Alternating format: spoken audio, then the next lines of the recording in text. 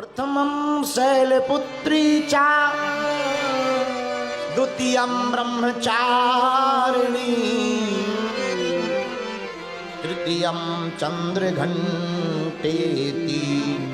कूष्मांडेति चतुर्थकम्। छठवां नाम हमने लिया शैलपुत्री का। शैल का मतलब पर्वत, पर्वत की पुत्री कौन? पार्वती। अच्छा, शैलपुत्री नाम क्यों है? पार्वती नाम क्यों पड़ा? एक बात बोले, पार्वती है श्रद्धा, भगवान शंकर है भरोसा, विश्वास। और अगर बालक का भरोसा दृढ़ हो तो मां को कृपा करनी ही पड़ेगी। बालक या बालिका का भरोसा दृढ़ हो, टूटे ना। कई लोगों की इतनी कमजोर भक्ति होती है, घर में भाई चटपट सो चल बाबा के मटपट। गुरुजी ने काटी चोटी, मांग खा बेटा रोटी। कुछ लोगों की घर में लड़ाई हो जावे लोगाई से, इतने जल्दी बाबा बनते हैं कि पूछो मत। बोलो सीताराम। स्वामी रामकृष्ण परमहंस की बात, गुफा में बैठकर कथा सुनाया करते थे, लोग सामने बैठते थे। उनका एक चेला देर से आता था पर बैठता आगे था। और कुछ लोग ऐसे होते भी हैं, काम कम करेंगे पैसा ज्यादा। बोलो सीताराम। आगे बैठता था। एक दिन स्वामी रामकृष्ण परमहंस जी ने डांट दिया, ए बैठ जाओ भाई, रोज का रोज नाटक करता है। 15 दिन नहीं आया, श्रद्धा ही गायब हो गई, भरोसे ही गायब हो गया। कुछ लोगों की इतनी कमजोर श्रद्धा होती है, माई बाप, अगर आपकी कमजोर श्रद्धा होगी तो परमात्मा की प्राप्ति नहीं होगी। हमने कथा सुनी, आप लोगों ने रामचरितमानस पढ़ी होगी, माता सबरी का प्रसंग आता है बाप जी। और माता सबरी की कथा हमने अपने आचार्य चरण से सुनी।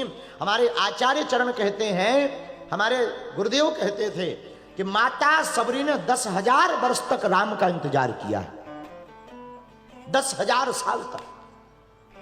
और रोज रास्ता साफ करती, रोज फल लाती, और रोज शाम जब हो जाती तो फलों को जाकर के पशुओं के लिए, जीवों के लिए डाल देती। और नाराज नहीं होती थी कि भगवान क्यों नहीं आए। पता है वो क्या कहती थी? वो ये कहती थी, बड़े आदमी हैं, भगवान हैं, कहीं फंस गए होंगे, काल आएंगे। रोज कल करती थी, आज नहीं कल आएंगे, भगवान है ना। लेकिन गुरु के वचनों पर भरोसा था, राम आएंगे। और लोग कहते हैं कि राम जी माता कैकेयी के कारण वनवास गए, कैकेयी के वचनों के कारण। हमारी व्यासपीठ कहती है कि राम जी कैकेयी के वचनों के कारण वनवास नहीं गए, माता सबरी के कारण वनवास आए हैं। और तो और पंडित जी, 10,000 साल में माता कैकेयी के जो रोम होते ना, रोम, ये आंखों के पलकों के ऊपर जो रोम होते हैं, इतने बड़े बड़े हो गए थे कि पृथ्वी में लटकने लगे थे।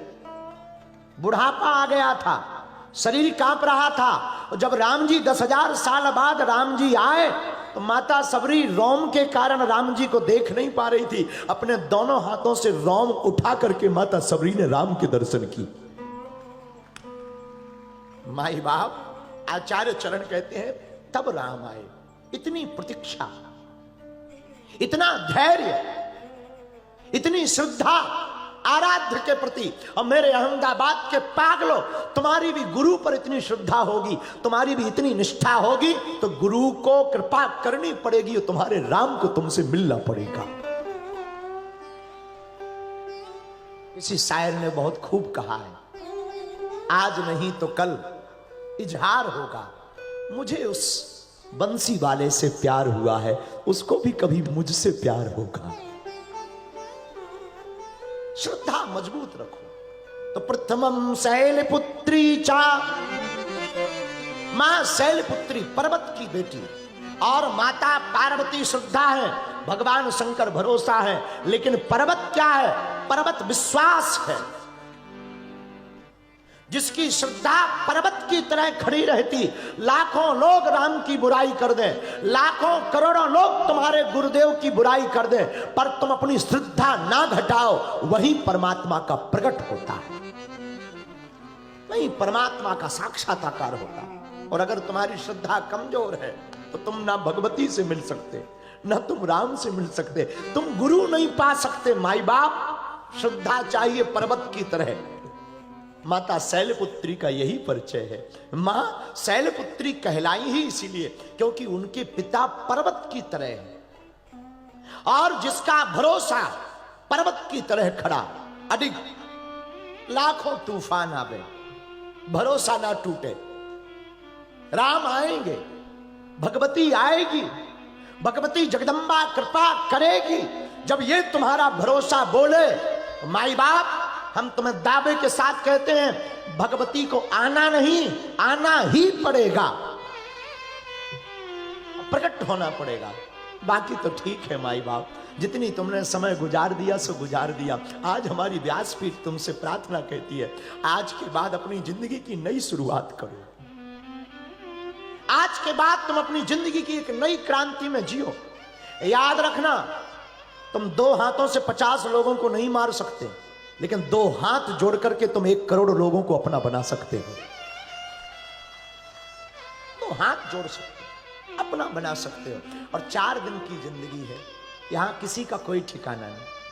इस व्यासपीठ की भी यात्रा चल रही, पता नहीं कब पूरी हो जाए। हम तो हमेशा राम जी से यही प्रार्थना करते हैं, जब भी इस तन से प्राण निकले तुम्हारी कथा गाते हुए हमारे प्राण निकले।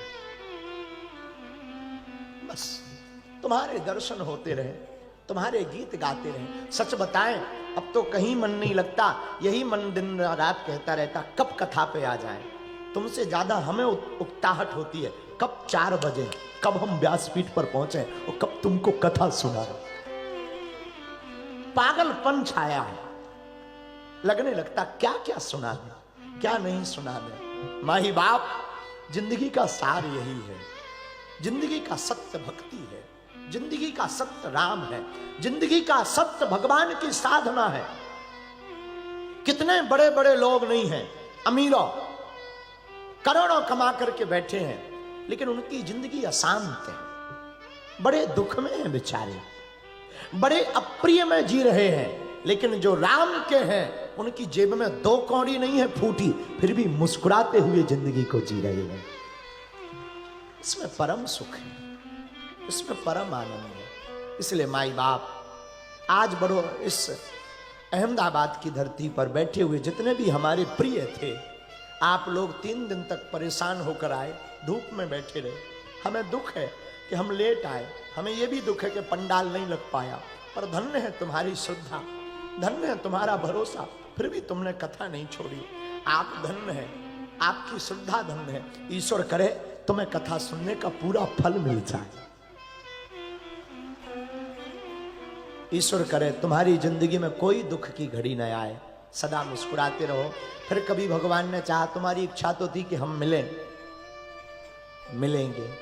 देखो, कोशिश हम करते कि सबसे मिलें, परिस्थितियां ऐसी हैं, समय 24 घंटे है, आगे को लगो अब बुढ़ापो आगो शरीर को, ज्यादा देर बैठो बड़ी थकावट हो जाए। लेकिन हम आपसे प्रार्थना करें, हम तो मानव हैं, हम तो इंसान हैं, हम पर भरोसा ना रखकर जिनके बल पर हम बोल रहे, ऐसे बागेश्वर हनुमान पर भरोसा रखिए।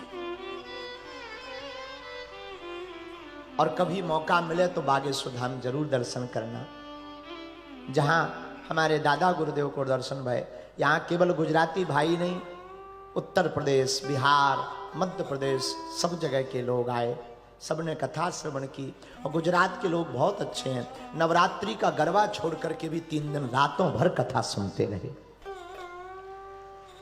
उसके लिए पूरे गुजरात के लोगों को, आप लोगों को साधुवाद। फिर कभी भगवान ने चाहा, हम समय निकाल कर आपके पास आकर आपको कथा सुनाएंगे। आप तब तक भगवत चरित्र अपनी टीवी के माध्यम से, सोशल मीडिया के माध्यम से सुन सकते हो, और मुस्कुराते रहो, सत्संग करते रहो, प्रभु के गीत गाते रहो, दाल रोटी खाते रहो। देखो, जो प्राप्त है वही पर्याप्त है, जो आपके पास है उसी में सुखी रहो।